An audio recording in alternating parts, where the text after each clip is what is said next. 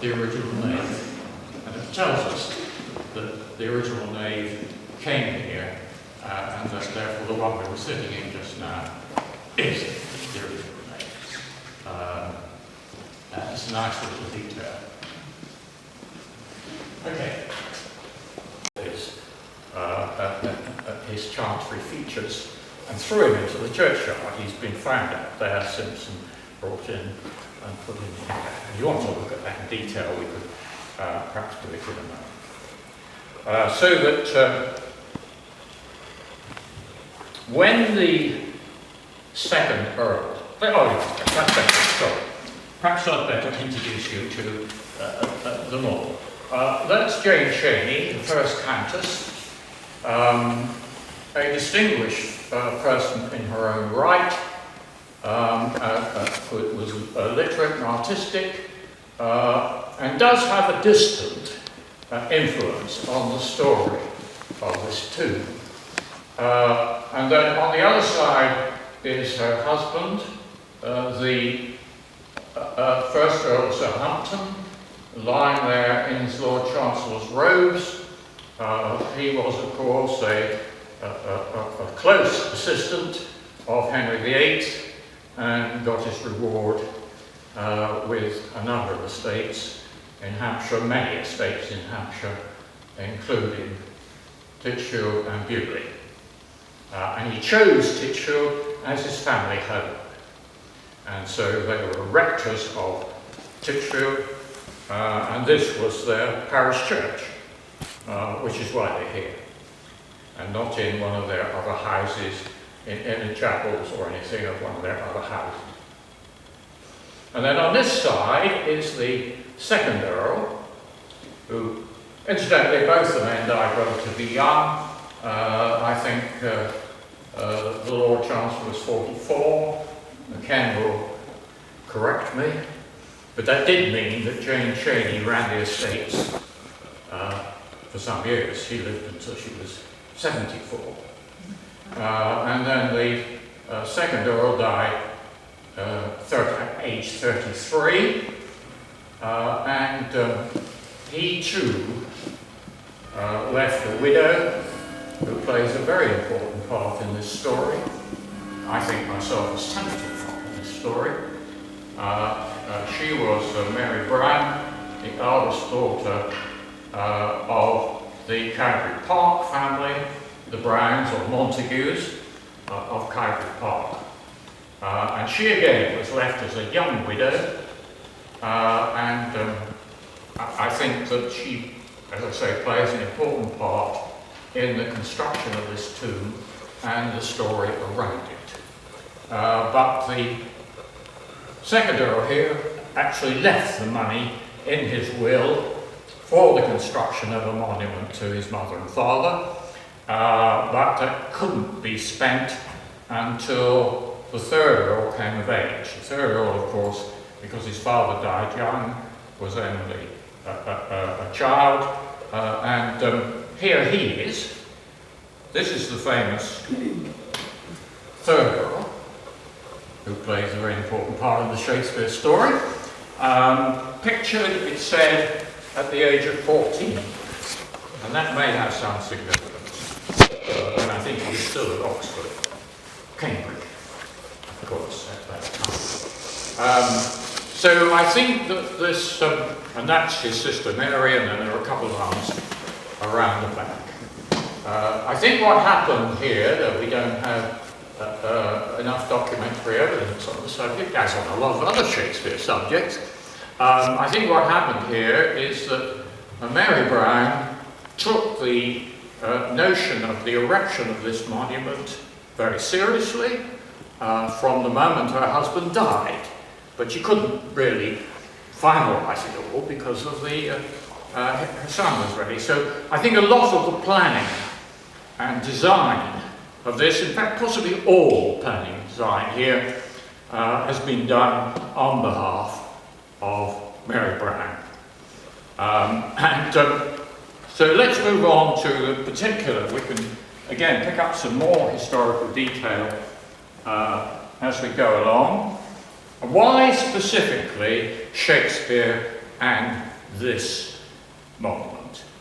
Well, it all centres on these objects here, the obelisks, or pyramids, as Elizabethans called them.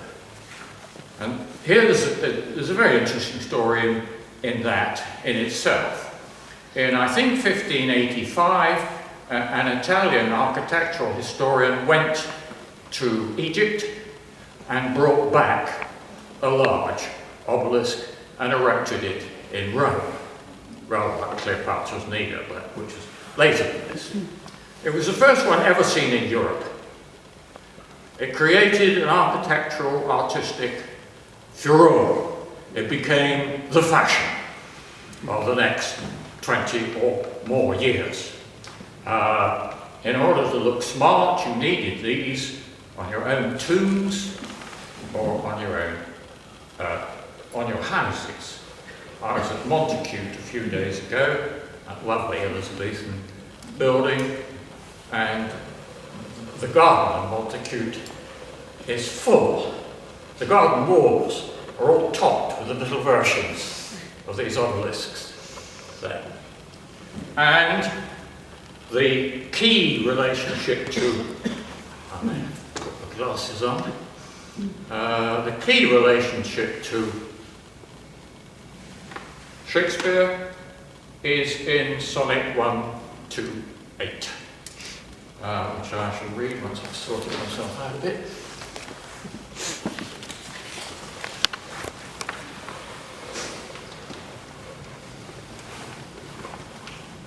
Incidentally, it's Sonnet 10 that refers to Bewley.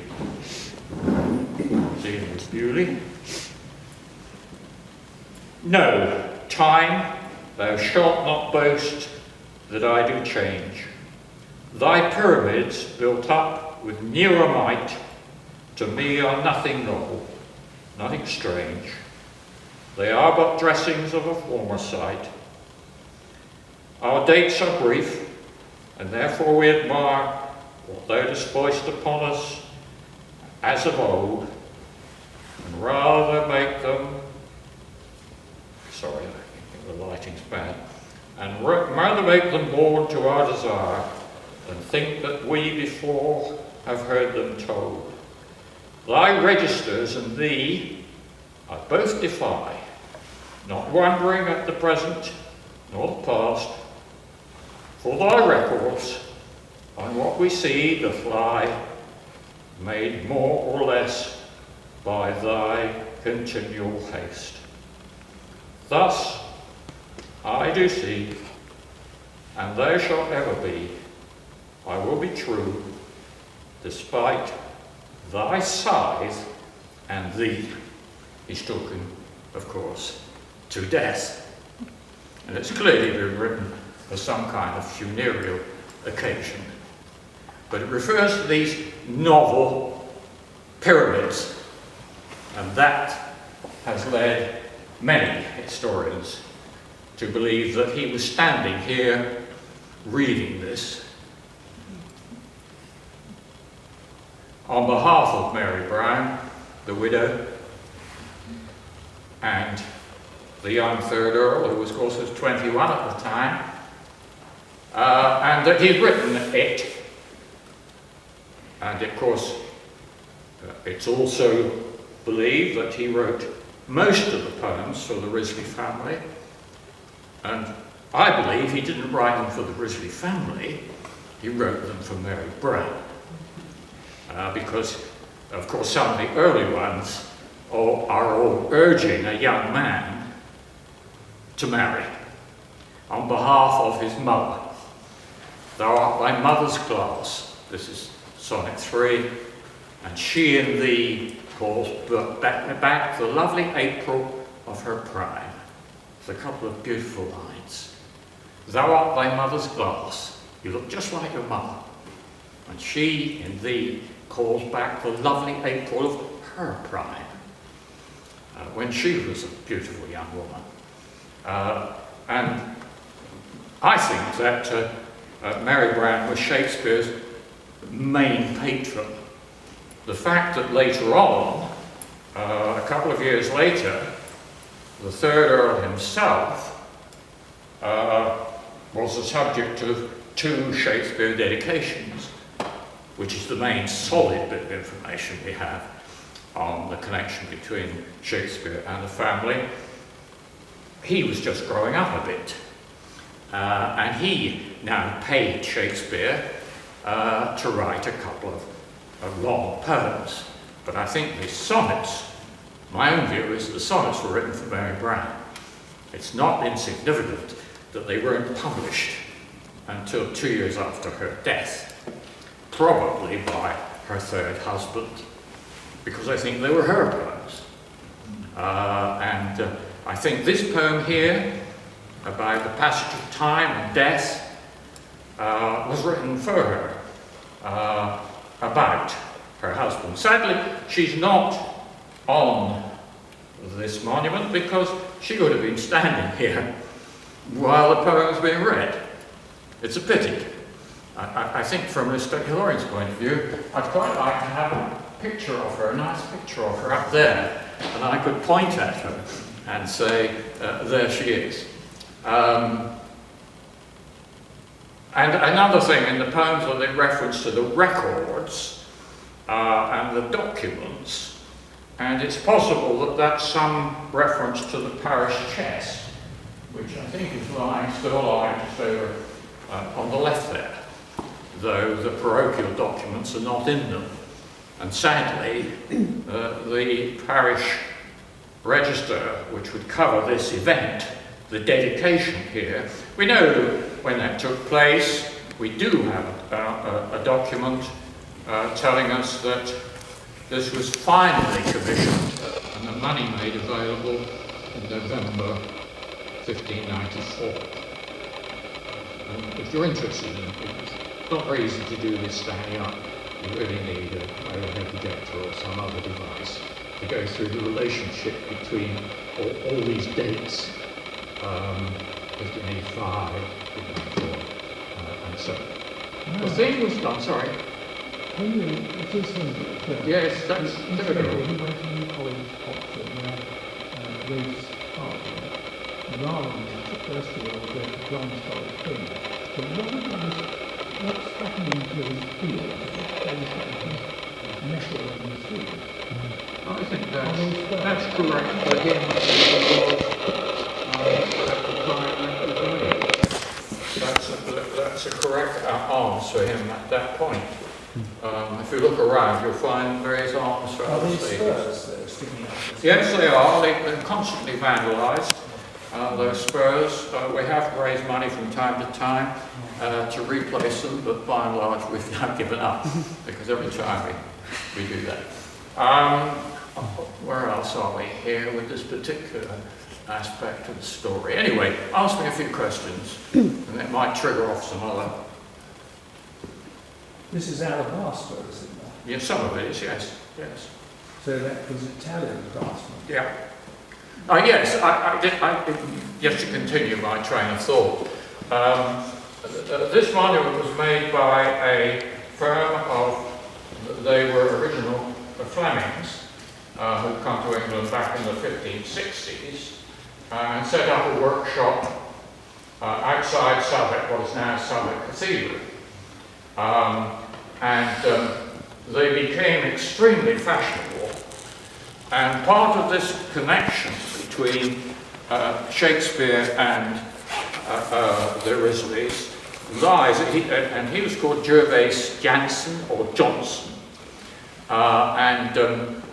he built this tomb, but he also built similar tombs to all sorts of people in the Wriothesley social circle, and that includes Anthony Browne himself, Mary Brown's father, who died in 1592, and an elaborate tomb was erected for him in Midhurst Parish Church, which the Victorians, which the puritanical Victorians, brutally took to pieces and re-erected some of the pieces in Eastbourne Church, which some of you will know, at the top of the drive leading down to Cowdray Park. And there you will find some figures. The whole thing isn't there, so if there were any obelisks, they've gone. But you'll find some figures very much like this, one of whom is almost certainly his eldest daughter, Mary Brown. And it would be worth looking at that. Jansen also made a tomb for Ferdinand Edward Strange, for Lord Rutland, for the Gage family in Sussex, for all place in Sussex, all of whom were within the Wriothesley social circle. He became very fashionable with that group, and just to cap it off, he made the Shakespeare tomb in Stratford Parish Church. So there's a very interesting coincidence that he was deeply connected. Shakespeare was deeply connected to this circle, and it's possible that since this firm was in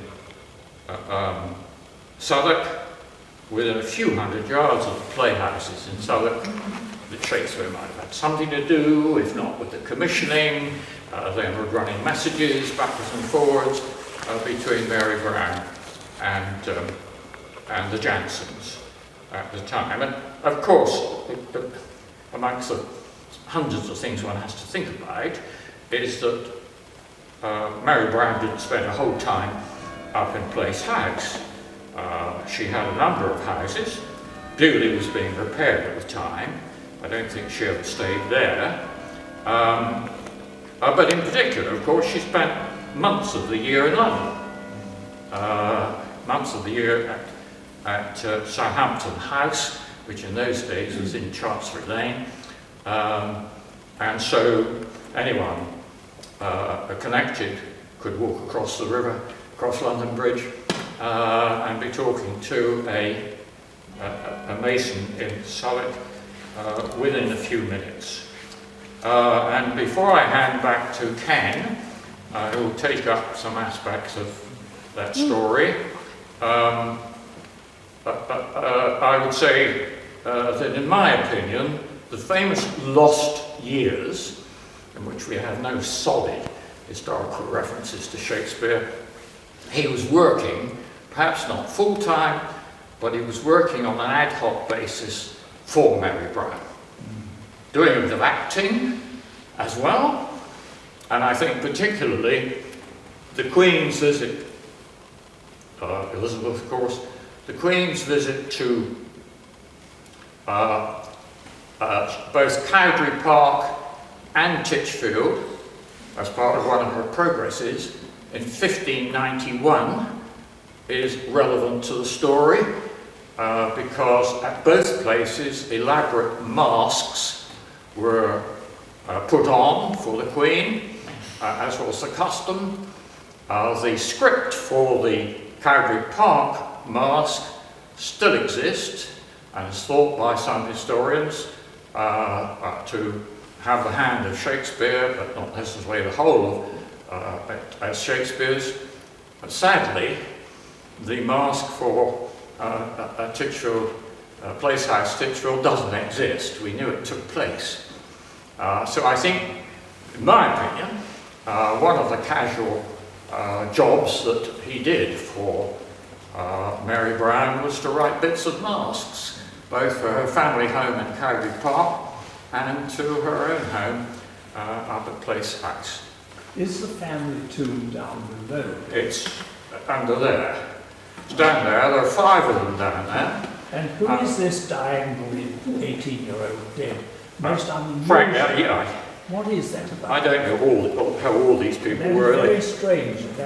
Yeah, they're just Titchfield gentry. There are lots of them about.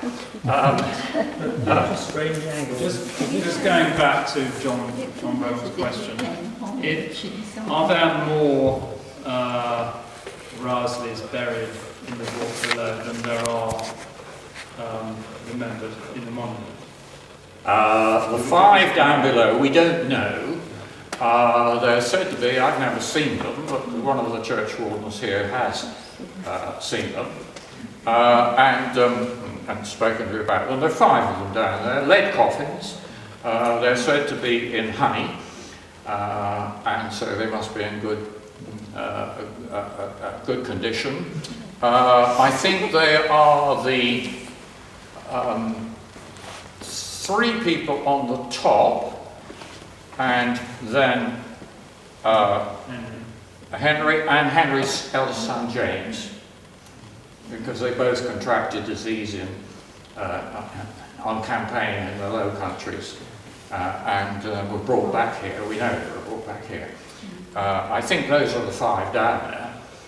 There is an eccentric, I think this evening you may be going to hear some eccentric views on William Shakespeare. There's an eccentric group of Americans who, certainly I've met one of their representatives twice, who want to get DNA evidence from the bodies downstairs, and because they belong to the wild group, well, they're very serious people, who believe that Elizabeth wrote Shakespeare's plays. Elizabeth also had an illegitimate child. That was him. And then he got her illegitimate child. No one was supposed to know that she had written the poems, and why, I'm not sure. She was a very clever woman. I don't see why she didn't tell anybody. He then arranged for just a jobbing actor, this famous character, the jobbing actor who agreed to allow his name to be used. He's all over the place. Are you coming to the film tonight? No, I'm not. I shall get a report, and I have no doubt. Where was another thought? There, the jobbing actor. No, it'll come to me. I've always been interested, having come here as a child, and got involved in terrible fights with people from Fareham over the river. Yes. And what was the origin of it? I just discovered, because he used to talk about the Jutes. Yes. And the Fareham people were Saxons. And yes. The Jutes came here. And is that true? Because I just read it there. Well, we think, again, we rely on... It went on. Does it still go on? We rely on them. We had real fights, and the vicar had to come. Yes. His daughter yes, so was some involved. of the history is laid out over there. Is it like Fareham people? So what I did say. Because the Jutes came in, and the others were Saxons who were here already. Yes, well, they're men. They're the people called, which Venerable calls the Mirwar. Mirwar. People who lived up. And they're a bit potty too, aren't they? And they also Interbred. are in the New Forest, which in Bede is called Iteni, All right. the Jutish place. That's the name for the New Forest. And they were Jews. So, yes, Jew Saxons were here. No, the Saxons hadn't arrived. Oh, the Jews were here. This church was built 40 years or so before the Saxons arrived. So they were What Jews. happened is that the King of Sussex sponsored Wilfrid, Yes. and he was then regarding this area as part of his territory, Right. the South Saxons. Yes. Then the West Saxons, who actually were coming from Oxfordshire, you probably know their original cathedral was at Dorchester, Right. right? But they were aggressive people. They pushed down, took Winchester, Right. and erected the original minster at Winchester, and they then pushed further down and occupied Southampton. Right. And they'd done that by the time that the Venerable Bede was writing, which was not very long after. So the Jutes were in the valley, protecting their They're plot. in the valley, And and Saxons also in the were around. Hannibal Valley. Yes. Bishopstoke Yes. originally appears as Ewenstoke, so Bishopstoke is a Jutish heritage, and also on the Isle of Wight, which is very important. Oh. And people ask me where was the Jutish kingdom And I say it was on a boat in the middle of the Solent. The And brown. there's a lot of truth in that. I mean, these people were pirates Yes. who'd seized territory, and they had territory on both sides. But unfortunately, they weren't quite big enough to cope with the West Saxons. Can you We've tell been here ever since. Can you kind Yeah, of tell and me they still fight. I think it's funny. that there is an amazing Naughty time. there of Elizabethans? Yes, that's the Chamberlain family. Cannot read the plan. He lives around the fit. No, the Chamberlain, I think, was agent for Beauty. He was one of the half a dozen formidable gentlemen who acted as agents, both for the Countess and for the young I came girl. and stayed here with various friends. So yes, so a couple of them are in here. One of them Was the vicar, Spurway. I think you can't really read very Because well. often do, don't they? He hadn't got a son, so he used to teach us to play cricket outside. Absolutely. And when that had finished, I mean, I think they had been boys came around. prepared It was terrible. because of this long wait for the The river was so deep. The Fareham people came and that Titchfield gang. He'd just become 21, and about a month later, he agrees to this document, which is still existing in Africa. Now, I think the bits were all ready and put together, and I think the dedication here, when the poem was read, is from about 8th February 1595. It's when Shakespeare was becoming increasingly a professional actor. So he tends to drift away from the family after this, but he continues to write, in my view, sonnets for Mary Brown. So some of the things of later sonnets appear to be addressed to her. How did you say you knew the age? I think I don't think that's a documentary thing. I think that people have said over the years that he's 14 here, and that figures from the gradual development of the planning of this monument. Can you tell me why the coroneted hinds are so prevalent? Sorry, say The again. coroneted hinds are so prevalent. I can't see it in the their arms, but the deer, the female deer? I presume that's what they are. Yes, they are. Are they cows? In that case, Sorry, it's say. more than- They look like cows to me. They're bulls, aren't they? Should we? If they have rings, Yes, you're- I mean, the armorial bones on this end have fingerprints. Oh, do they? Right. Yeah. So I presume. There's more elaborate set of things right there, right on that side. Yeah, so, I would have thought they're probably Italian. I think. This red marble is found in southern Belgium, so I just wondered. Yeah, yes, well, it could well be the case. I mean, I don't know that. I don't know anyone's ever done research, gone off to quarries and things, and shown that. But I mean, I assume that Joe Sampson had great piles of stuff in his yard. Brought up the Thames, waiting for a decent commission. History Society, Hope to, yes. Hope to, yes. so they can, those who didn't make it in the rain can see it again. Yeah, I think the History Society ought to film all of their presentations because they're all so interesting.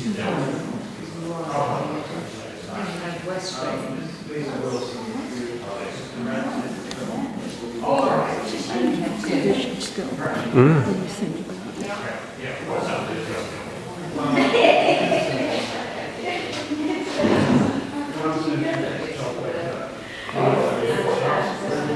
it?